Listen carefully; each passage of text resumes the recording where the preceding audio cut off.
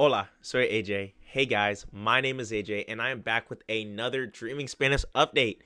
And I'm so excited. Now, January has just started. It is January 2nd or 3rd and I am at 1100 hours of Dreaming Spanish, which puts me right on track to hit 1200 hours like right at 2 years, which should be like February 20th.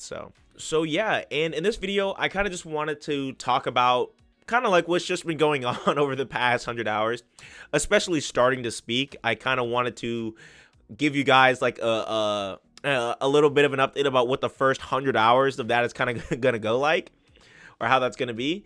And first off, when it came to speaking, the way I originally wanted to do it was have an Italki tutor and have about 2 or 3 sessions a week. And that worked for a little while. And it's still working. Like, I still strive to have at least 2 lessons a week with an Italki tutor, whether it's, right back to back, Saturday, Sunday, or whether it's Sunday, Tuesday, or maybe a Sunday, Friday, or you know what I mean? However I can, divide it up. I try to have at least 2 conversations a week just to keep my Spanish there. I feel like having 1 conversation a week is it's almost like the bare minimum. Like I think you'll improve 1 conversation a week, but I think 1 conversation a week every time you go to speak again, it's kind of like you're speaking for the first time. So I think you need like at least 2 to kind of get in some sort of rhythm. And yeah, that went really well. I'm pretty sure I talked about it in my last video, but the way that I went about it is I pretty much have 1 main tutor who I speak to him every single week normally, and he kind of has like a planned lesson for us. Now, it's not like a grammar lesson. It's literally just a topic, a themed lesson.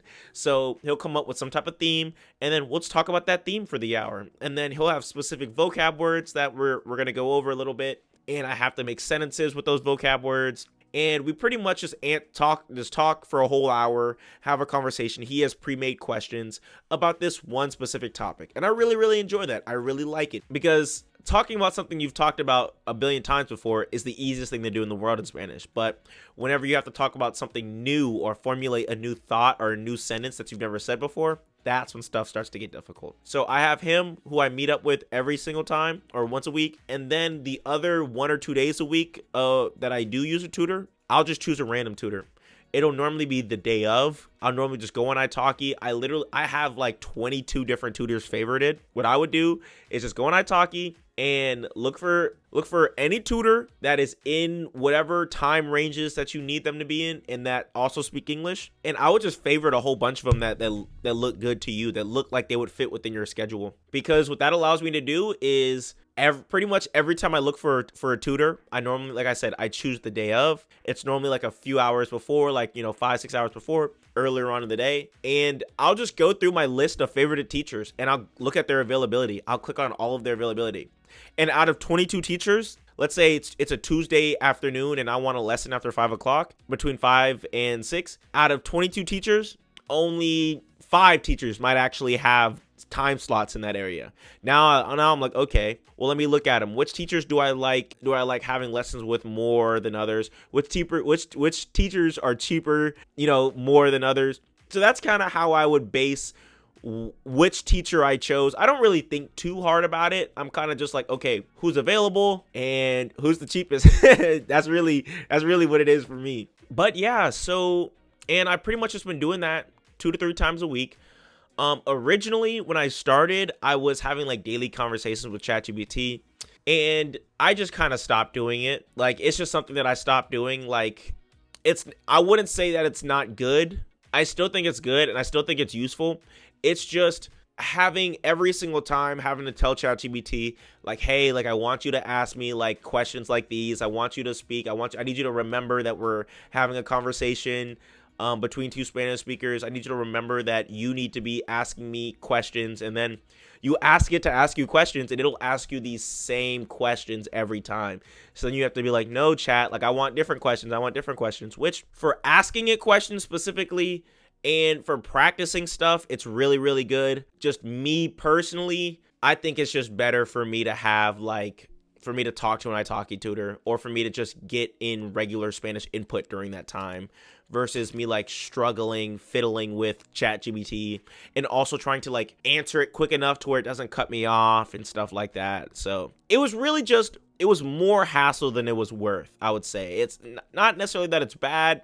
If you enjoy it a lot, then do it. But like I said, for me, it was just more hassle. And that led me to looking for other ways to speak. And one of the things that I found were language exchanges, right? I've heard of Pablo talk about language exchanges before, and I've looked up language exchanges in my area, and I've never been able to find anything until I watched a video, Pablo talking about the app Meetup, or how he used the app Meetup to find language exchanges in his area. So I was like, okay, let me try that. And if you don't know what the app Meetup is, it's an app where pretty much people on the app will host events for people of like-minded groups, right? So for example, on there in Orlando, there's this group called Orlando in Action, and they go out and they do stuff like they play beach volleyball, they do ultimate frisbee, they do a whole bunch of other stuff. Now there are other ones called, 20s and 30s, and these are groups of people in their 20s and 30s, and they go out and they do stuff, and you're on the app, you just choose attend, and then you show up. And on the app, if there is some type of pay or something, it'll let you know. But for the language exchanges, they were free. I've also used the app to do other things. Like I played volleyball one time, and I've done a few other language exchanges. I did one here in Orlando, and I found another one up in where I'm from, which is Jacksonville. And it was awesome. It was really, really, really fun. It was really fun to be able to go to a place and meet a lot of people that are in the same boat you are, that are also trying to learn Spanish, or also trying to learn Portuguese, or also trying to learn French, or whatever language it is. And you got to just talk with them. That night was probably the most I had ever spoken Spanish ever. I think I spoke for like 2.5 hours. Now, obviously, I'm making mistakes, and I'm speaking to non-natives. I'm speaking to people that are also learning. There was one native there, but I had so much fun at this event just because I was able to speak. And to me, it's almost a little bit easier to speak to people who are also learning, because there's not as much like pressure on myself to like try to be correct or say everything the right way. Yeah, I had a great time, and I would honestly recommend you guys try it too. I'd recommend going on Meetup and seeing if there are any language exchanges in your area, but also what you can find is just events in your area that might be in Spanish. You might be able to find that. I saw up in Jacksonville, there was this event for English and Spanish speakers, and they would go and they would do some type of volunteering activity once a week. But during that activity every week, you can conversate with people speaking Spanish, and the people speaking Spanish can conversate with people speaking English. So it's like, there are a lot of ways on that app to find resources. And yeah, like I said, it was something really, really fun. If I have any pictures of it, I'll put them up here. Or I think I did take a video. I'll put it up here. They had like, the one that I went to was called Rita's Language Exchange Cafe.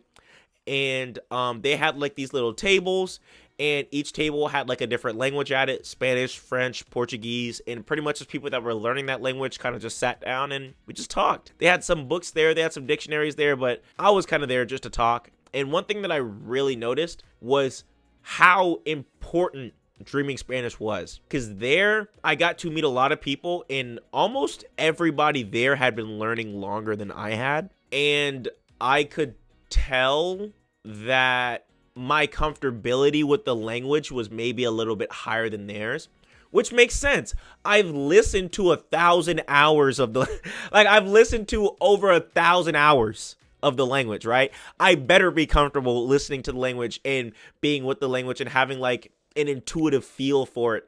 But yeah, I noticed these things that they necessarily didn't have because they didn't do comprehensible input, or they didn't do 1,000 hours or however many hours of comprehensible input. And there were a lot of things that if I didn't know, I picked up on them like super quickly because of comprehensible input, or just things that I knew, or things that I could like kind of just tell either were or weren't wrong because I did comprehensible input. And I could just tell how much it had helped me. And I also think that kind of showed me what life is like without comprehensible input, and why I think the roadmap kind of says what it does, because it'll say that you are near native, or it'll say that for all practical purposes you can use the language. And to people doing dreaming Spanish, they might get to that point and they might not feel like that. They might be like, no, I don't feel like this. I still feel like I struggle with this, and this. But I went to a language exchange with people that have been learning Spanish for 3, 4, 5, 6, all literally up to 7 years. And I'm seeing their level in Spanish. And like, I'm not trying to come off sounding like braggy in a way, but I'm seeing their level in Spanish doing it, not necessarily the traditional method, but doing it one way. And I'm seeing my method, how like the comprehensible input method worked for me. And now I understand why the roadmap says what it does, because I could see just how much, like I said, comprehensible input helps morph your brain and put your brain in kind of like that Spanish mode, and how you have, like I said, the intuitive feeling for it, the intuitive way of speaking, of understanding, of, oh, this seems wrong, this seems right, or, oh, I've noticed this pattern a whole bunch of times, but now that somebody says it to me directly, like I got it like that, right? Like I really realized how important like this method is and how important comprehensible input is. Next I want to talk about reading. When it comes to reading, you guys know I've been having ChatGPT write my stories for me. I haven't been super consistent with them. Like I think right now I'm only at like 17,000 words or something like that. Something super low. But right now I kind of want to, I'm looking at my computer right now. I want to pull up my like almost kind of like my New Year's resolutions, and or specifically mine for Spanish. And we're just gonna look at them, or I guess I'm gonna like tell you guys them and tell you guys kind of like what I want to be doing for the rest of this year, because the reading kind of like builds on into that. So on here I want to hit 1,800 hours of Spanish. 1,800 hours has always been a little bit of a magical number to me, because I've heard that kind of how people say that around like the 800 hour mark or the 1,000 hour mark, like kind of something kind of changes in your brain to make Spanish a little bit easier. So that's why going from like 600, 700 hours and then 800, 900 hours, all of a sudden it feels like you can understand a lot more native content. And I've heard a change kind of similar happens, or maybe you might kind of like notice the effect of the change at like around 1,800 hours. And that's kind of when, but it's pretty much supposed to be just really easy to get in input. From what I've heard, it's supposed to be even easier. I've heard that the words were, oh, well, if I watch something in English or if I watch something in Spanish, I'm just going to go on ahead and watch it in Spanish because it takes the same amount of effort. Those are the exact words that I've heard. Now, I've heard other people say different things, but the same guy that I heard say that is the same guy that also said once they reached 1,000 hours, they were able to understand almost any dubbed show or understand almost anybody on YouTube. And that was the initial goal that I was shooting for. I watched that video and that was the goal that I was shooting for. And I feel like I reached that whenever I hit 1,000 hours. So I feel like whenever I hit 1,800 hours, I should be close to where he was. And 1,800 hours, that should also put me on pace to do the same amount of hours that I did last year. I'm pretty sure I started at 400 hours this year and I ended at 1,100. So starting at 1,100, if I maintain the same pace, I should be able to end at 1,800. I said on here I want to hit 135 hours of speaking. Right now I'm at 30, and 2 hours a week, 52 weeks, that's 104 hours. So that puts me right at about 135. And I did this because I didn't want to set a number that was too high. I hate setting numbers that are too high because I know that life gets in the way and stuff happens. So I know if I were to set a number that was too high, the only way I'd be able to hit that number is if I maintained a high output throughout the entire year. And I know that's just not going to happen. I know that there are going to be dips. There are going to be times where I feel like not speaking as much and stuff like that. And there are going to be sometimes that I feel like speaking more. So that's why I feel like setting a good average, and then sometimes I'll fall below, sometimes I'll go above that average, is really what works for me. So yeah, my goal is 2 hours of speaking a week. And honestly, right now, I haven't been the most consistent with speaking 2 hours a week. Sometimes it's only 1 hour. Sometimes it's an hour and a half. So I really do think I need to get back into speaking 2 hours a week, 2 hours a week. Right on here, I've written down 200,000 words in next year. Now that should be nothing. that really shouldn't be anything. Like, to people like to you people out there who read, you're like 200,000 words. Like, that's nothing. That's a few months for me. That's not how it is for me. Like I said, I've been learning just using 500 word stories from ChatGPT, but I do want to start reading longer stories. I based the number 200,000 off of if I did a 500 word story every single day. Now, am I going to do it every day? No. There are going to be some days where I'm going to do more, some days where I'm going to do less. But I think that average, again, at the end of the year, I'll be hitting around something around like 200,000 words. I also have on here that I want to talk to people in Spanish more. Now, that's one thing I have been doing. I've actively been doing at my job. There are a few people that do speak Spanish, and I tried to speak Spanish with them. And it's gone well. Like, and then sometimes when I don't know something, I'm able to switch back to English. But I do feel more comfortable speaking to them in Spanish. And the more you speak in Spanish, the more comfortable you're gonna feel speaking in Spanish. Like, it's crazy. There are sometimes I'd have a conversation with ChatGPT by myself, and I'd be so used to speaking Spanish to where I'd come back into work and I'd almost speak Spanish with somebody even though they're speaking English, just because like that's the kind of mode that your brain is in. So the more you speak, the more comfortable you're going to be speaking. I also have on here, I want to visit at least one Spanish speaking country this year. It'll probably be either Mexico or like a Colombia, or like whatever flights are looking the best. I know flights to Europe are pretty expensive, so flights here are probably going to be a little bit cheaper. And I do live in Florida, and I know that, that there are other places, like there's Puerto Rico is right there, the Dominican Republic is right there, Cuba's right there. But before I go to those places, I want to have a really, really good understanding of my Spanish, and I want to have a really, really good understanding of that specific dialect. Now, what do I mean by that? By that, I mean, I want to be really, really good at Spanish first. I want to travel to other Spanish countries first. And those specific Caribbean islands are known for having like a much harder accent. So what I plan on doing, and this is honestly what I plan to do whenever I travel anywhere, for whatever my time is before I go to this country, I'm going to be listening to podcasting content from that country. So if I know I'm going to be going to Puerto Rico in a month, I'm going to listen to as many Puerto Rican podcasts as I can for this month so I can get used to it. If I'm going to the DR, I'm going to do the same thing. If I'm going to Spain, I'm going to do the same thing. Just so that whenever I get there, it's going to be as easy as possible for me to understand them. But yeah, I don't know. It'll probably be somewhere in Latin America. If I do travel, I do want to travel. I'm going to I'm putting it on my list so that I can force myself to travel, whether it's by myself, whether it's with a friend, whether it's with my family. I'm going to make sure I travel this year. The last thing I'm going to show you guys, shows that I've been watching over the past 100 hours. I'm trying to think about all the anime that I've started since I hit 1,000 hours.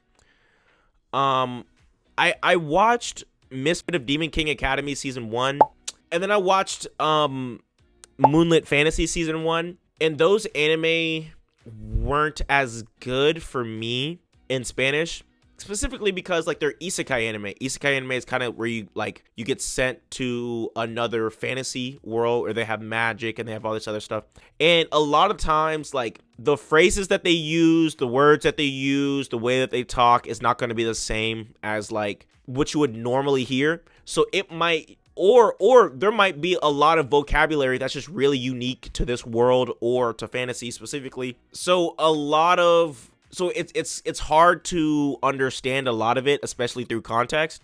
So those anime kind of weren't as good, but I have listened to fantasy anime before and I've been okay, which is why I tried these. But I think maybe more complex isekai, probably not. I started Breaking Bad. I just got like a few episodes of that.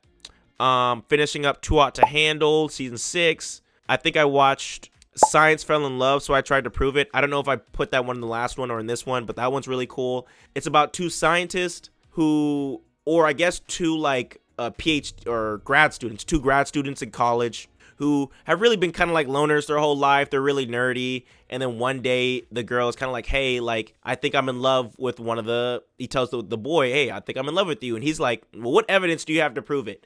And then pretty much their entire graduate thesis is kind of like them finding out what scientifically proves you're in love, like elevated heart rate. They do experiments. They do a lot of like different things that I really love. And this anime actually caused me to want to learn more about science and start learning again, because this anime I really connected with because they're scientists, and the way that they think about solving a lot of their problems, like, it's kind of weird because it's like something would happen in a show, and in my head, right, like I went to school for engineering, so I have like that STEM engineering math brain. So in my head, I'm thinking something happens in a show and I'm thinking something, and then the main character says literally exactly what I'm thinking, and I'm like, yeah, because this makes sense because of this and this. And you also learn about how, like, different scientific trials. You learn a lot about science. Like, to be honest, you learn a lot about science.